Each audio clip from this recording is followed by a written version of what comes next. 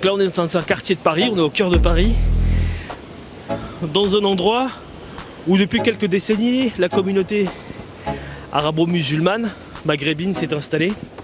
Et autour de ces quartiers, de ce quartier on va dire, par là il y a un quartier juif, là-bas il y a un quartier chinois. Donc là on va faire un petit tour dans ce quartier pour voir un petit peu la réalité de la cohabitation entre les musulmans et les non-musulmans. Voilà, pour essayer un petit peu d'approfondir et on va dire essayer d'être dans le vrai par rapport à M6 et ne pas non plus déformer un petit peu la réalité. Allez, on y va.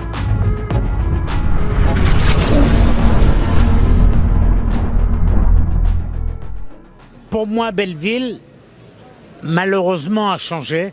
Ouais. C'est plus le Belleville d'il y a 20 ans, Ouais. où est-ce que je fréquentais les bars, la Camia, etc., où on était tous mélangés, on regardait pas la religion, on regardait pas tout ça. On était entre nous, entre frères, entre êtres humains. Qu'aujourd'hui, malheureusement, il y en a qui essayent de nous diviser dans leur intérêt, mais on les emmerde. C'est bien dit, c'est bien dit, c'est bien dit. Un petit reportage sur le quartier de Couronne et Belleville. Ah bah il est là.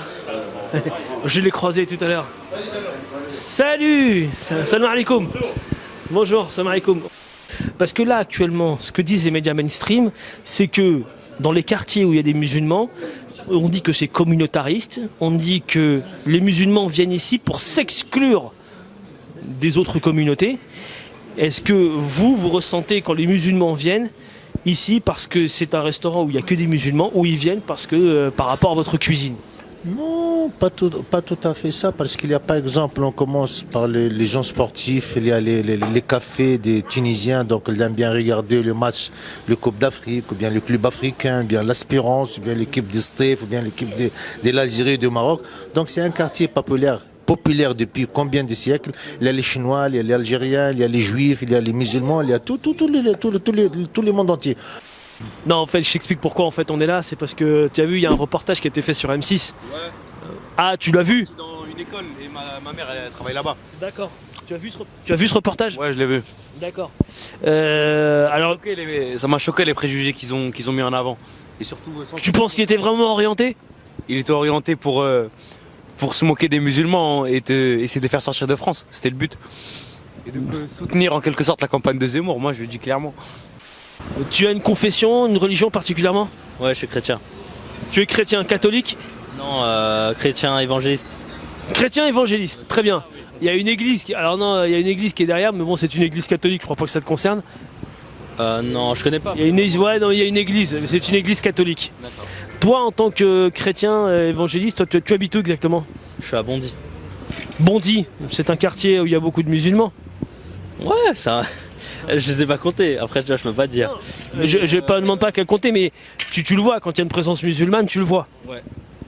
D'accord. Est-ce que pour toi, Belleville, Couronne, c'est comparable à Bondy? Oh, difficile à dire. Je dirais. Non, je trouve qu'il y a beaucoup plus d'Asiates quand même à Belleville.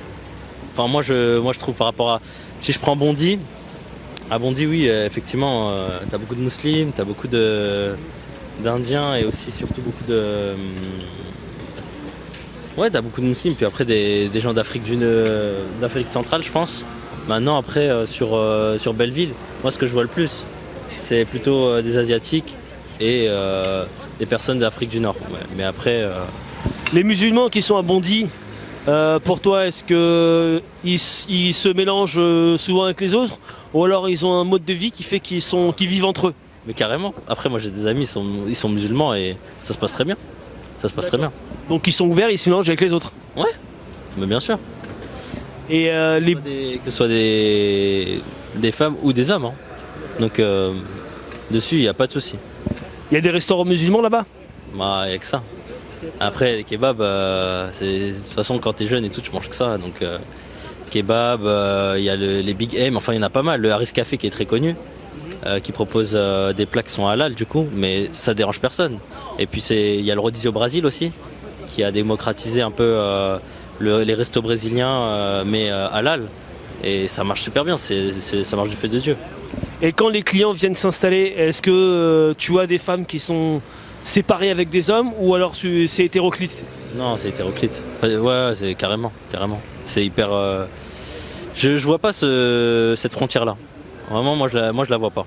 Je dirais qu'en Ile-de-France, on a la chance aussi d'avoir beaucoup de cultures, beaucoup de personnes qui viennent de plusieurs horizons.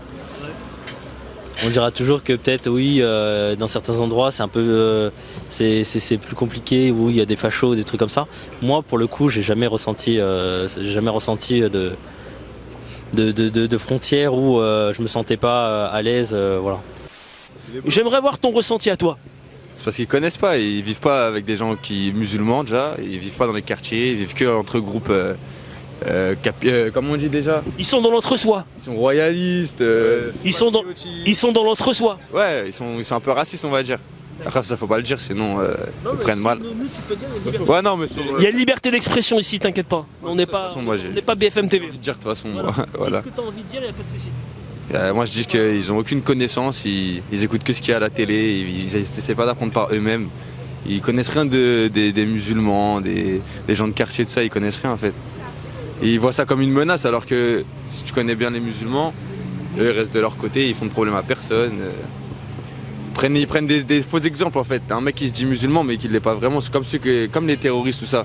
Ils arrêtent pas de dire comme quoi c'est des musulmans mais ça c'est pas des vrais musulmans, ça c'est des gens, ils ont rien compris à la religion. Quand Zemmour dit que Roubaix, c'est à 3 heures de l'Afghanistan, c'est l'Afghanistan à 3 heures de Paris.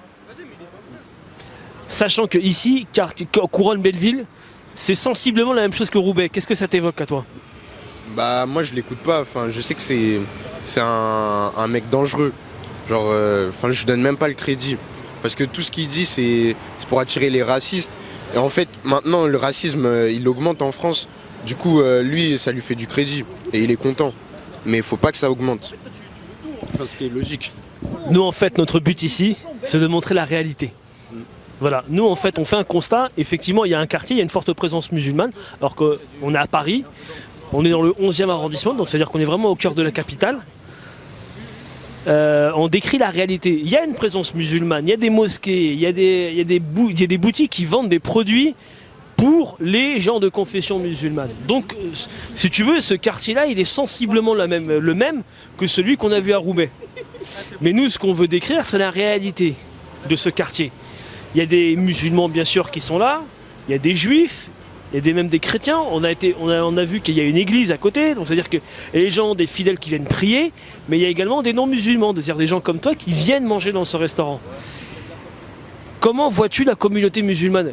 Est-ce que tu penses que c'est une communauté qui est ouverte? Est-ce que tu penses que c'est une communauté qui est fermée, qui est séparée?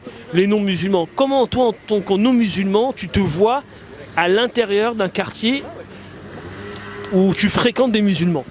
Bah je me vois pas forcément oppressé, moi j'aime bien le quartier, du coup moi je vois aucun problème, ça me pose aucun problème. Mais parce que dans ce reportage qu'on a vu, on a vu donc, dans un restaurant, alors style kebab comme tu vois, donc des hommes qui mangent, il y a des femmes qui mangent, mais il y a des femmes par exemple quand elles veulent enlever leur voile, elles veulent justement être dans un espace avec un rideau où on les voit pas. Est-ce que ça te choque? Ou alors tu dis que c'est un choix et puis il faut le respecter? Exact, c'est ça en fait. Je vais te dire, moi aussi, tu vois, je suis chrétien. Il y a des choses qui se font et qu'un athée ne ferait pas. Ouais. Et en fait, c'est les choix de chacun. Moi, ça me dérange pas. En fait, tant que ça joue pas sur ma liberté à moi. Ça marche. Voilà un bon exemple. Voilà un bon exemple entre un cuisinier. Oui. Et un client, ouais. Et on est amis, et on est au-dessus de tout ce qu'on veut dire, tous les clivages qui veulent nous diviser. On n'en a rien à foutre des autres. Celui-là, c'est mon frère. Voilà, exactement. Exactement. Nous sommes des enfants d'Abraham. Amen. Amin. Merci beaucoup. Peut-être. Merci beaucoup. Merci.